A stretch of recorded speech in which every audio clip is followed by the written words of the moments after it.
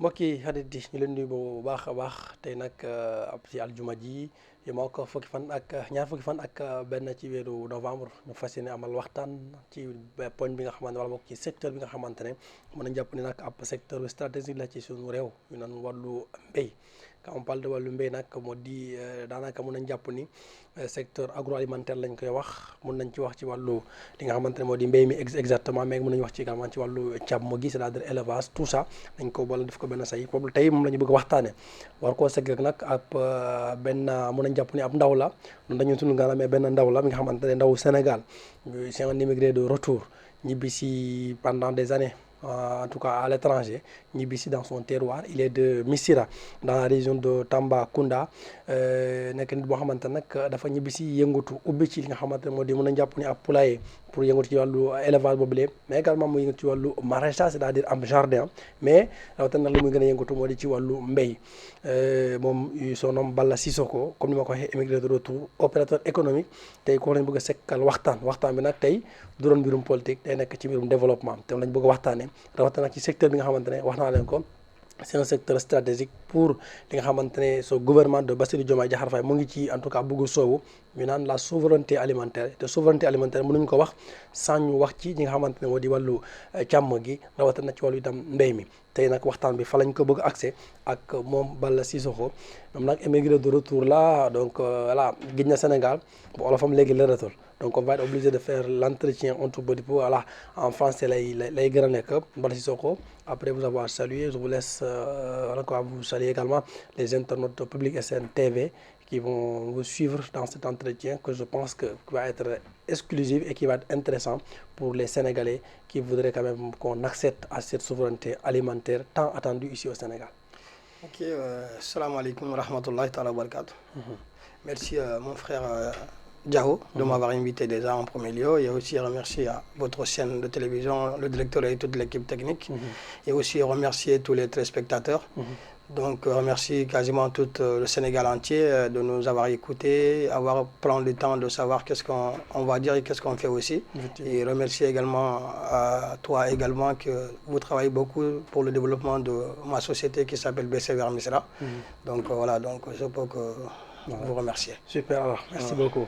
Balla Cissokho, je rappelle qu'il n'y a pas longtemps, presque 12 hectares de ce que vous avez cultivé, son nom Fogno, est parti en fumée. Ouais. Revenez un tout petit peu sur ça.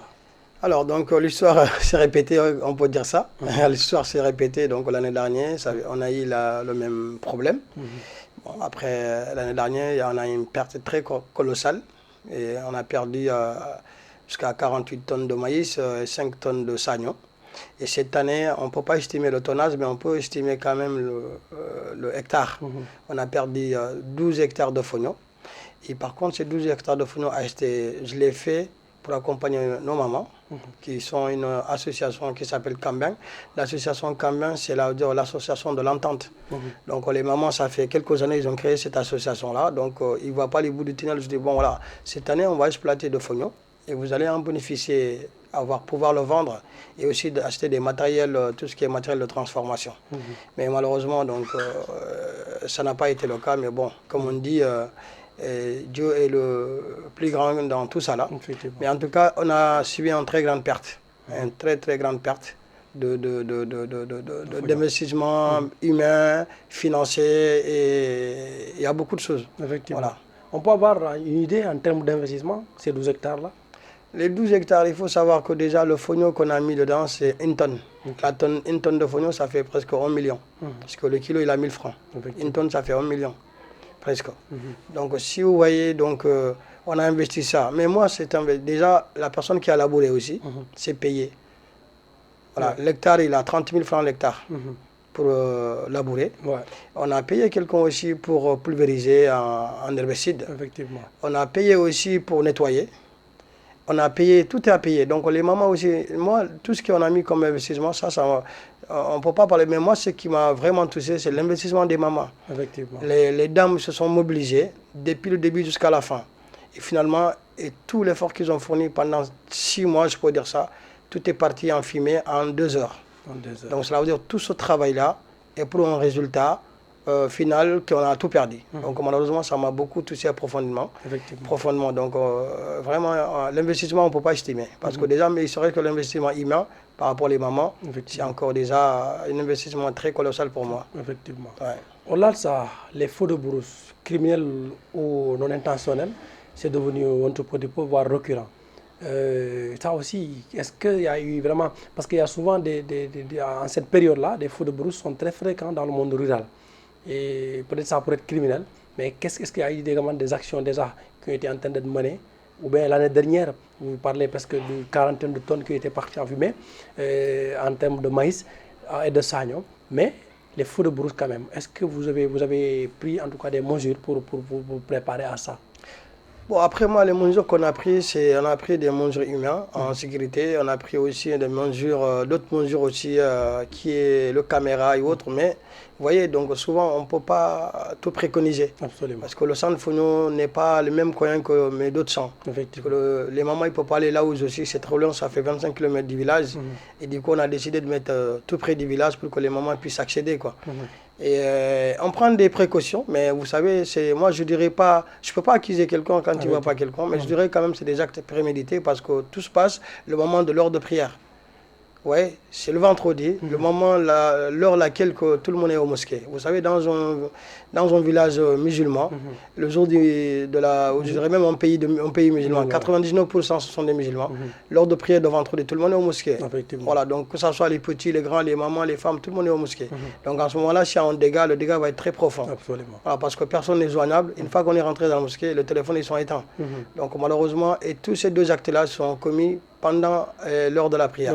Donc malheureusement, moi je ne fais que penser que c'est des actes prémédités. Voilà.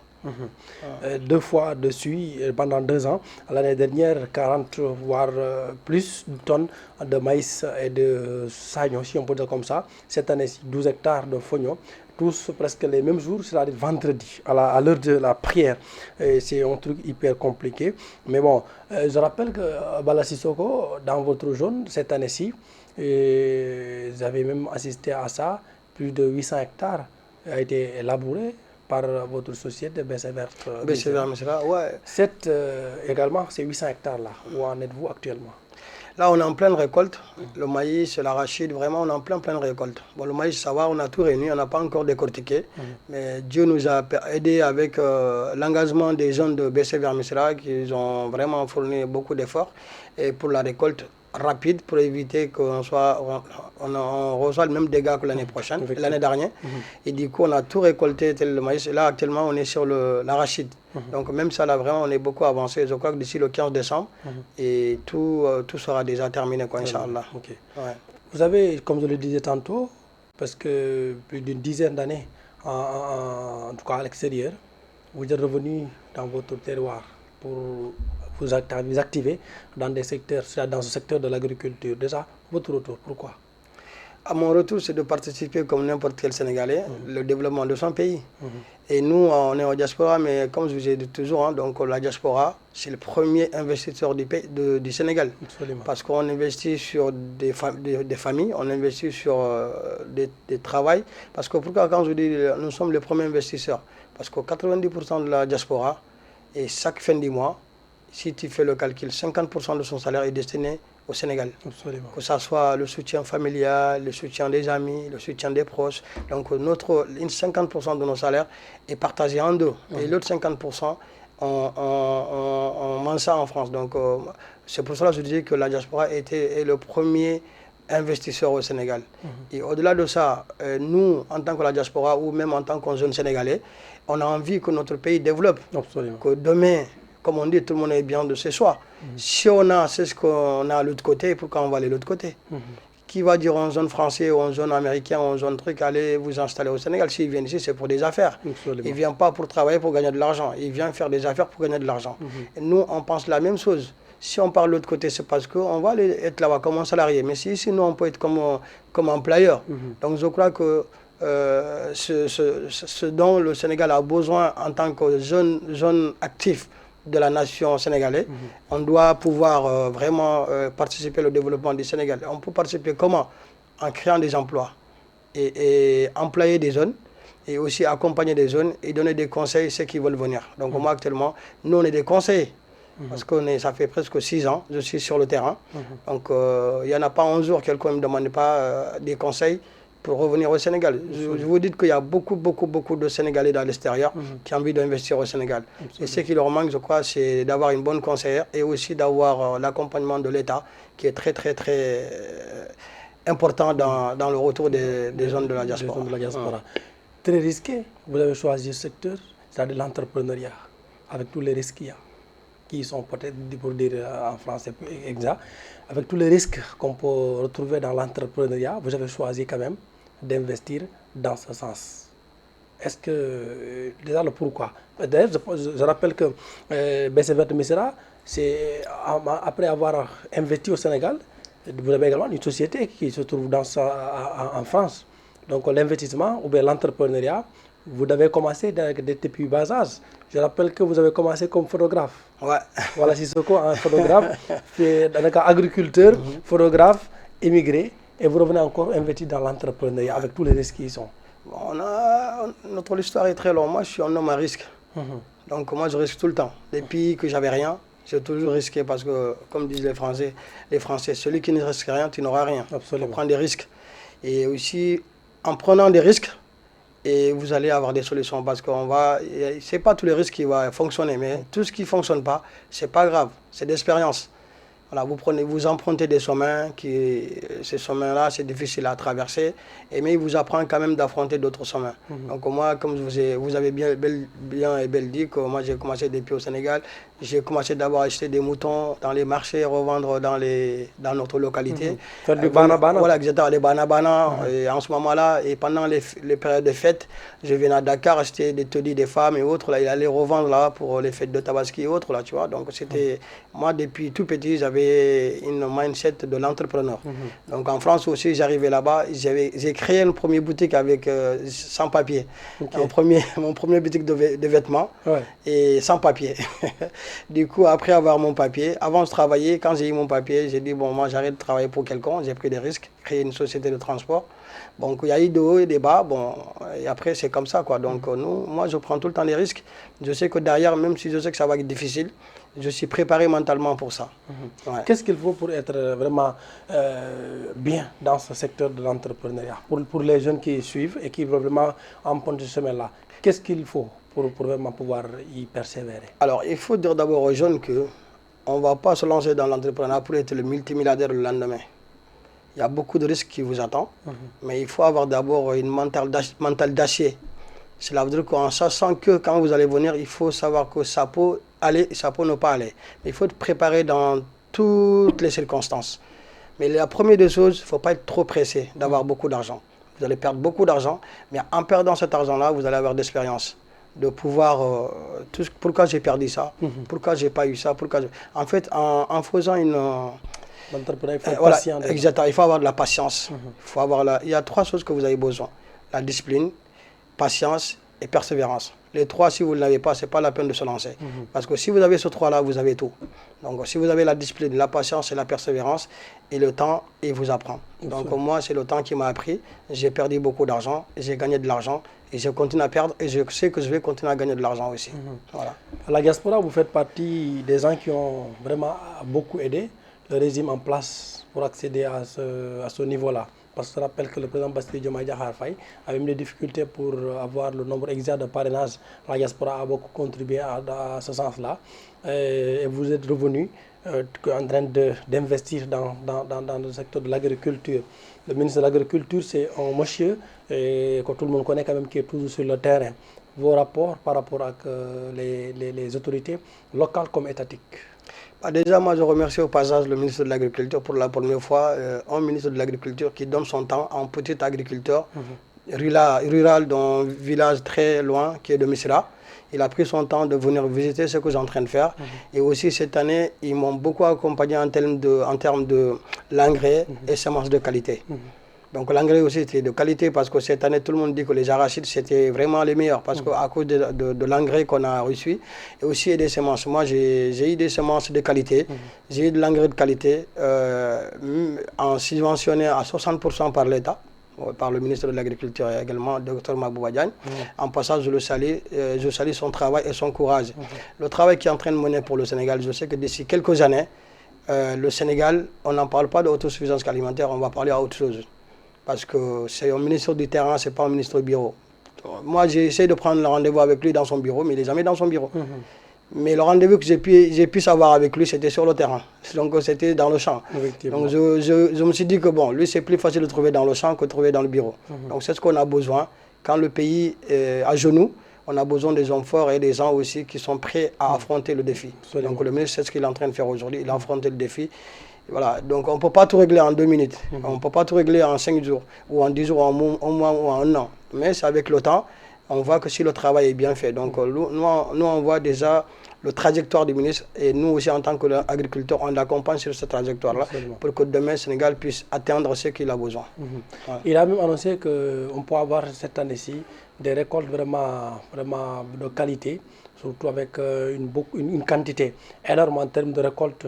C'est-à-dire on peut même espérer, à travers cette année-là, se lancer définitivement vers la souveraineté alimentaire. Est-ce que vous, en tant qu'entrepreneur, agriculteur et qui est un acteur vraiment sur le terrain, vous pouvez confirmer ça? Bien sûr que je peux confirmer ça parce que cette année, on va faire des récoltes records dans tous les secteurs. Dans tous les secteurs, on n'entend que des records. Donc, moi, cette année, mon arachide, ceux qui ont vu l'image, il y a des gens même qui m'appellent savoir c'est quelle variété. Parce que moi-même, je suis dépassé. L'arachide a donné vraiment jusqu'à Taïpor, comment il a donné. Et le maïs, pareil. Donc vraiment, je sais que cette année, on va faire. Moi, je vais faire, depuis que j'ai commencé l'agriculture, le premier année, je vais faire une récolte record. Ça sera cette année. Je crois que tout ça, là, ça lié de la qualité des semences et la qualité de l'engrais aussi. Parce que l'agriculture aussi demandait beaucoup de travail. Mais le plus grand travail, c'est d'avoir des semences de qualité. Voilà, c'est ça le plus grand travail. Et c'est ce que le ministre est en train de mener actuellement, qu'on puisse avoir des semences de qualité. Voilà. Qu'est-ce qu'il faut pour que l'agriculture puisse se faire, pas de manière saisonnière, mais de manière continue? Qu'est-ce qu'il vous faut? Il nous faut vraiment un gros l'accompagnement. L'accompagnement, c'est quoi? Cela veut dire qu'il y en a qui sont au bord du fleuve. C'est facile pour eux, il faut mettre des pompes et tout ça, les installations. Il y en a qui n'ont pas le fleuve, mais il faut du forage. Quand ils ont des forages, ils peuvent travailler. Parce que moi, je crois que le Sénégal actuel, on ne doit pas se focaliser seulement sur la saison. On doit avoir tout en 365 jours de l'année, que ce soit le maïs, l'arachide, tout ce que vous voulez, tout ce que vous pensez comme nourriture, on doit l'avoir en contre-saison aussi. Et là, ça ne peut pas se faire sans l'accompagnement du gouvernement. Et aussi faciliter aussi les agriculteurs d'avoir des crédits à taux vraiment très réduits. Parce que là, on a des taux qui sont très colossaux. C'est-à-dire que quand vous travaillez, vous avez un crédit. Après la récolte, c'est le crédit qui prend tout votre argent. Donc en ce moment-là, il faudra que pour qu'un agriculteur puisse avoir le courage de monter en puissance. Et même si au niveau de crédit, les banques et tout ça là, qu'on puisse faire en sorte qu'ils gagnent un peu en taux. Parce que les taux, ils sont vraiment très élevés.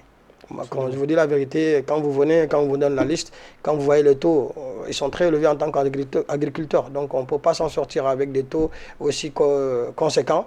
Et voilà quoi. Donc sinon, si ce n'est pas ça, donc je crois que le Sénégal aujourd'hui, il est sur une bonne voie. Et j'espère que voilà, et ce voilà sera très rapidement établi.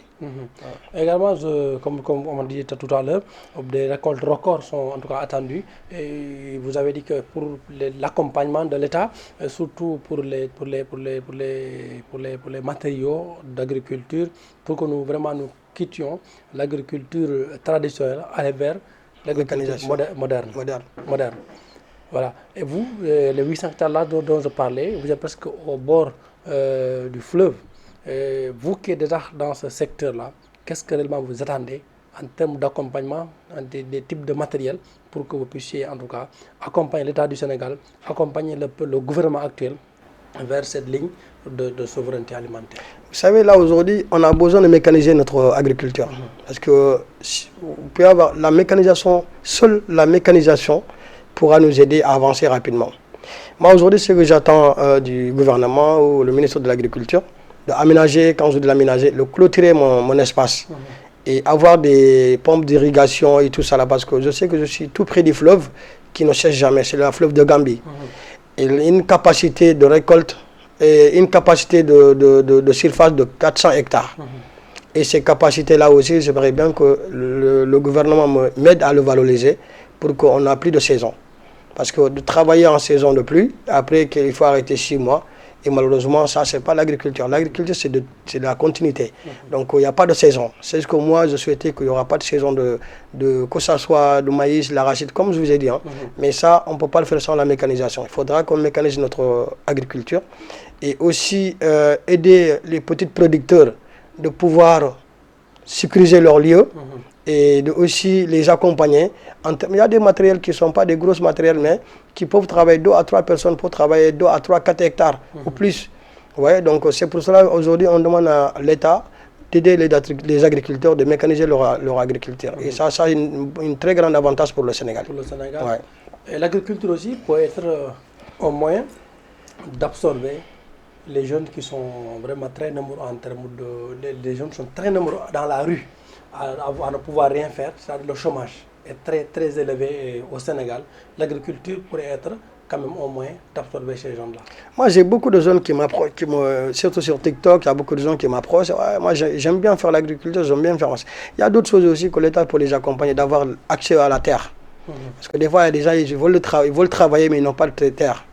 Il y a des gens, ils ont de la terre, mais ils n'ont pas les moyens pour commencer. Quand je dis le moyen, cela veut dire qu'il faut au minimum le clôture. Mais celui qui n'a pas les mains, il ne peut pas clôturer. Quand tu ne clôtures pas les animaux, ce n'est pas comme en Europe, tout est lâché. Donc vous allez travailler pour eux. Donc moi je sais qu'il y a beaucoup de jeunes, même de la diaspora, qui ont envie de retourner pour se lancer dans l'agriculture, qui ont envie de retourner pour se lancer dans autre chose. Et c'est qu'aujourd'hui on a besoin. Vous savez, le Sénégal à 90% c'est la jeunesse, donc à moins de 35 ans. Donc c'est là où on est déjà en ressources.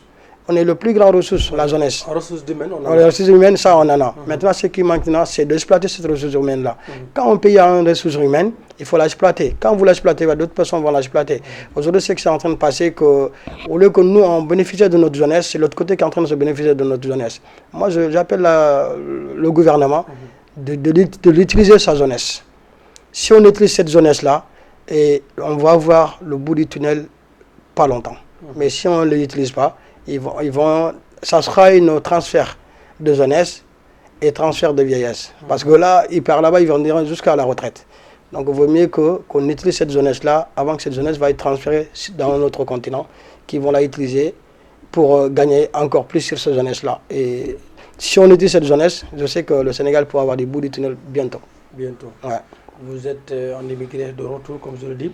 L'immigration, en réalité, comme le disaient certains, ça devrait être un truc pour que l'homme parte apprendre et revenir utiliser son expérience au Sénégal. Qu'est-ce que vous avez appris en Europe? Moi, j'ai beaucoup appris. J'ai appris la solidarité, j'ai appris le courage et j'ai appris aussi que seul le travail paye. Parce qu'en Europe, tout le monde sait que ton père et ta mère, c'est ton travail. Ici, ce n'est pas le cas.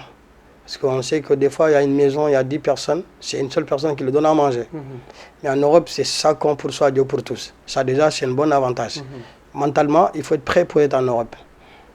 Et la deuxième des choses, en Europe, il y a la solidarité. Quand on parle de la solidarité, les Blancs et les Européens, même quand vous venez en tant qu'illettré, on vous met à l'école, on vous fait apprendre le français ou l'allemand ou l'italien, comme là où vous êtes, on vous accompagne, jusqu'à qu'aujourd'hui, vous êtes capable de vous s'auto-prendre, de travailler et de gagner de l'argent et de vivre tranquillement. Donc, c'est ce qu'on doit faire ici. Ici, par exemple, celui qui n'a pas allé à l'école, il n'a pas d'accompagnement pour nous, il a perdu sa vie, quoi. Mais pourtant, quelqu'un peut ne pas aller à l'école, mais il est utile à quelque chose. Comme moi, je dis tout le temps, tout le monde est utile. L'Européen pense comme ça, il dit tout le monde est utile. Personne n'est pas...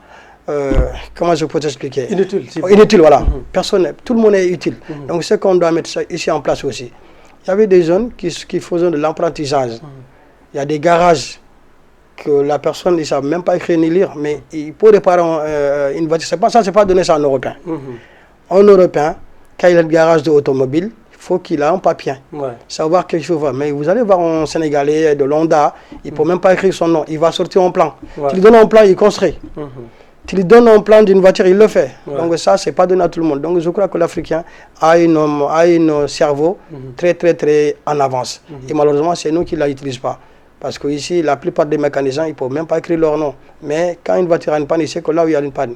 Quand une moto a un problème, il sait là où une moto a un problème. Donc ça, c'est un don particulier pour un Africain. Donc c'est ce don-là, c'est à nous de la valoriser. Et pour la valoriser, il n'y a que l'État seulement qui peut valoriser ce don-là. Et comment on le valorise? On ne va pas cibler seulement ceux qui ont des bacs plus, je ne sais pas combien. Il faut mettre tout le monde en pied d'égalité. Et surtout la formation professionnelle, c'est très important. Et chaque jeune, par exemple, moi j'ai des nouveaux qui sont à l'école, ils ne veulent pas plus aller à l'école, je le mets en formation. Parce que tu n'es pas obligé d'aller à l'école, avoir des diplômes, mais tu es obligé de faire quelque chose pour vivre demain. Donc je le mets en formation. C'est lui qui choisit. Tu veux quoi comme formation? Je veux ça, je le mets là-bas. Parce que je sais que demain, ça pourra être utile pour lui. Donc c'est ça qu'on a besoin aujourd'hui au Sénégal. Avoir une centre de formation pour tout le monde. Il n'y a pas de distinction. Il est très... celui qui ont des bacs plus, je ne sais pas combien.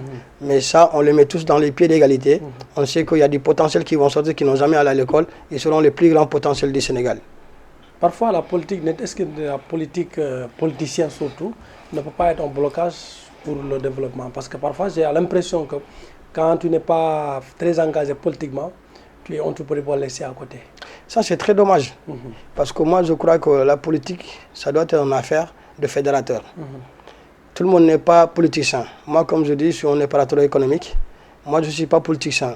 Mais si on me dit que moi, je ne peux pas bénéficier le bien du pays parce que je ne suis pas politicien, donc ça, je trouve ça très dommage. Que je sois politicien ou pas politicien, je suis un Sénégalais comme tout le monde. Et je crois que la politique c'est fait pour faire avancer le pays. La politique n'est pas faite pour bloquer tel parce qu'il n'est pas de mon côté, pour bloquer l'autre parce qu'il n'est pas de mon côté. Ce n'est pas question de côté qu'on parle, on parle de pays. Le pays se construit par des gens de ce pays-là, voilà, la population. Donc en ce moment-là, que ce soit politique, tout le monde n'est pas politicien. Moi, je ne suis pas politicien, je ne sais même pas ça commence où, ça descend où. Mon combat, c'est le combat que le Sénégal demain a une vie meilleure. Les Sénégalais ont une vie meilleure, surtout dans ma commune. Donc la commune de Misra, qui est mon combat premier, pour que dans cette commune-là, tout un chacun a de quoi manger. Tout le monde a accès à de l'eau propre. C'est ça mon premier combat. De l'eau potable, excuse-moi. Tout le monde a l'eau potable, c'est ça mon premier combat. Donc si ce combat-là, j'arrive à le gagner, même si demain je meurs, je sais que je peux dormir. Voilà, donc mon combat, c'est de trouver vraiment que les populations sur place ont de quoi manger, ont de l'eau propre, a accès aussi à d'autres choses qu'ils n'ont pas accès jusqu'à présent. Donc c'est ça mon combat. Absolument. Voilà. Au-delà de ça, je pense qu'on va terminer. Peut-être vous allez un peu revenir sur les difficultés que vous pouvez rencontrer dans votre travail. Moi, on a les difficultés aujourd'hui, c'est on rencontre beaucoup de problèmes, tels que le problème de feu de brousse qu'on a indiqué, et tels que le coupe du bois. Il y a beaucoup de problèmes que nous, en tant qu'agriculteurs ruraux, qu'on subit, voilà, qu'on rencontre comme problème. Le premier problème, c'est de feu de brousse. Si vraiment l'État trouve une solution, que les feux de brousse ne viennent pas gâcher un travail de 6 à 7 mois, et tous les agriculteurs seront contents. Et aussi trouver une solution entre les éleveurs et les agriculteurs, avoir un terrain d'entente, et ça qu'on se retrouve. C'est très important parce que bientôt, vous allez voir des dégâts, ils ont tapé quelqu'un quelqu'un a tapé quelqu'un. Et ça c'est un aspect aussi à vraiment parler là-dessus. Aussi sensibiliser les éleveurs comme les agriculteurs. Que chacun respecte l'autre pour éviter des dégâts. Parce que nous sommes tous des Sénégalais.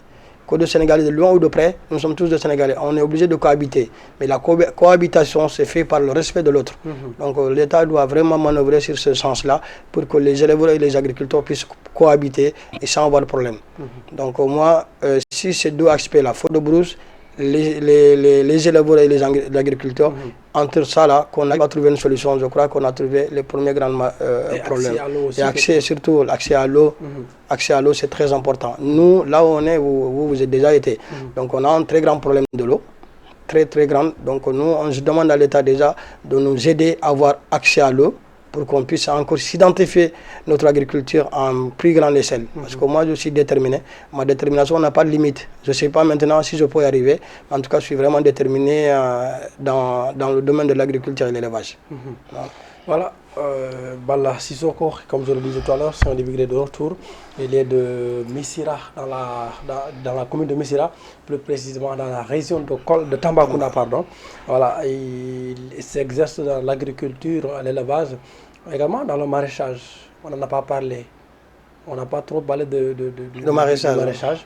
Et ça aussi, c'est un secteur clé en termes de... Parce que je me souviens bien, à Tambacounda, vous faites partie des sociétés qui fournissent les femmes de Tamba, c'est-à-dire en termes de légumes. Voilà. Et aussi, parlez-nous un tout petit peu de ce secteur-là et quelles sont les actions qui sont en train d'être menées pour déjà aider ces dernières-là. Là, actuellement, vraiment, comme vous avez dit, moi, c'est dans le secteur de Tambacounda, je suis l'un des producteurs de légumes.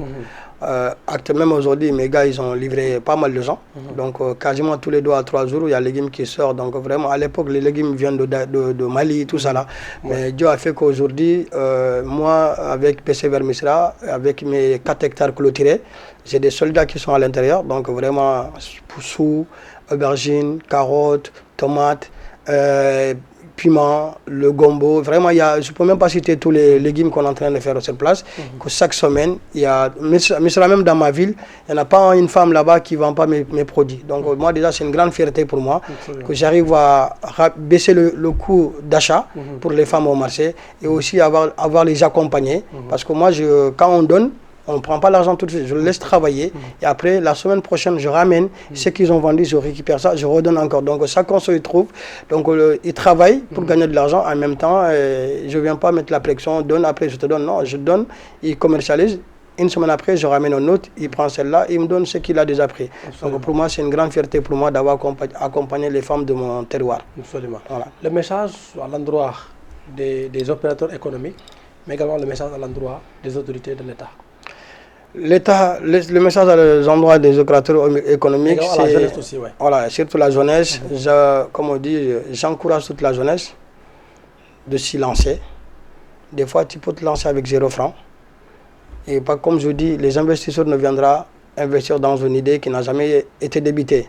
Si vous voulez qu'on investisse sur vous, c'est à vous de faire le premier pas. Et d'abord, la jeunesse, il faudra s'investir. Il faudra exploiter les idées que vous avez. Ne le laissez pas quelqu'un d'autre venir exploiter à votre place. Et l'État aussi, quand une zone qui est engagée, comme moi, comme d'autres personnes, il faudra l'accompagner. Et ces zones-là, ils ont besoin d'accompagnement pour aller plus loin. Quelqu'un qui a employé 2 à 3 personnes, si vous l'accompagnez, il faut employer des dizaines. L'État n'emploie pas, c'est le secteur privé qui emploie. Mais l'État emploie indirectement en accompagnant ce secteur privé-là pour qu'il puisse employer les fils et les filles du Sénégal. Voilà, donc j'appelle à l'État de nous accompagner en tous les aspects pour que nous aussi on puisse donner du travail les fils et les filles du Sénégal. Voilà, merci. Merci beaucoup, Balla Sissoko. Entretien fin. Si vous avez un autre message à lancer. Alors moi, le message que je lance, je remercie, on a des associations aussi qui sont en France, telles que l'association Benafa et l'association Basso Benyordema et l'association Youbari. Ces 3 associations font un travail remarquable dans mon village. Cette année, on a construit un bassin de rétention, plus de 100 millions de francs CFA. Et les fils et les filles qui sont sur place à Misra, ils sont tous sur fonds propres. Voilà, sur fonds propres, à la base de cotisation. Et aussi les gens locaux, l'association locale, et toutes ces associations-là, ils ont en France, ils sont aussi localement à Misra. On a des bases à Misra comme en France. Et ces bases-là qu'ils ont travaillé ensemble pour mettre... Vous avez déjà vu le bassin, je crois qu'on a passé là-bas, vous avez visité le bassin. Un bassin de rétention, plus de 100 millions de francs CFA. Donc en sachant que les filles et les fils de Misra, ils se battent toujours pour souvenir le besoin du village et aussi surtout l'autosuffisance alimentaire. Ces 3 associations que je vous ai citées, l'État doit s'approcher sur ces 3 associations-là, les reconnaître et savoir qu'est-ce qu'ils sont en train de faire. Chaque année, ils construisent une classe. Ces associations-là, chaque année, ils construisent une classe. Et ces classes-là, c'est nous qui mettons des sièges dedans. Donc cela veut dire que c'est une association qui participe beaucoup au développement du Sénégal, mais ils ne sont pas reconnus par l'État, je peux dire ça. Bon, peut-être qu'on ne s'est pas identifié auprès de l'État, mais moi j'appelle ce message-là, que l'État doit tout faire de connaître ces 3 associations-là. Benafa, Basso-Benyordema et Youbari.